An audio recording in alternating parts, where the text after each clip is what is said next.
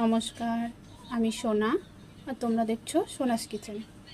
আজকে আমি তোমাদের সাথে শেয়ার করব নিরামিষ পুঁই শাকের তরকারি। তো চলো শুরু করা যাক।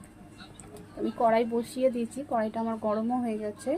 আমি দিয়ে দেব পরিমাণ মতো তেল।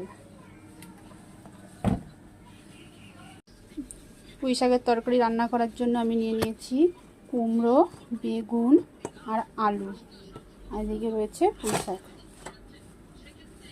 তেলটা গরম হয়ে গেছে, দিয়ে দেবো শুকনো লঙ্কা আর পাঁচফোড়ন।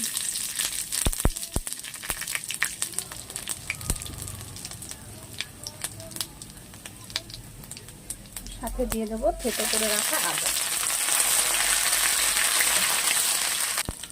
ফোড়নটা হালকা ভাজা হয়ে গেছে, দিয়ে দেবো কেটে রাখা সবজিগুলো।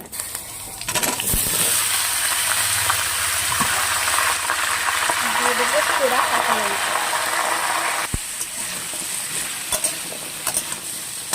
দিয়ে দেবো পরিমাণ মতো নুন আর দিয়ে দেবো হলুদ।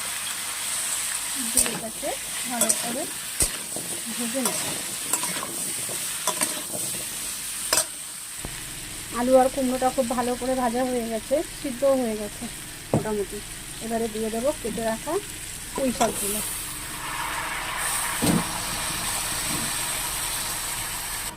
এরকম ভালো করে নাড়িয়ে দিয়েছি। এটাকে আমি ঢেকে রান্না করব, ঢেকে ঢেকে অল্প অল্প, কোনো রকম জল ব্যবহার করব না।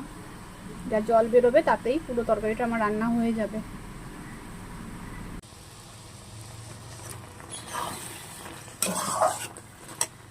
আমি তরকারিটাতে কোনো রকম জল দিইনি, ঢাকা দিয়ে বেশ কিছুক্ষণ সময় ধরে রান্নাটা করেছি। হয়ে এসেছে, একটু সামান্য চিনি দেব, চিনি দিয়ে ভালো করে নাড়িয়ে নামিয়ে নেব। তো রান্নাটা হয়ে গেছে। এরকমভাবে নিরামিষ পুঁই শাকের তরকারি খুবই ভালো লাগে, তোমরাও বাড়িতে ট্রাই করতে পারো। আর আমার ভিডিওটি যদি ভালো লাগে তাহলে লাইক, কমেন্ট, শেয়ার করো, ফলো করে পাশে থেকো। ধন্যবাদ সকলকে ভিডিওটি দেখার জন্য। নমস্কার।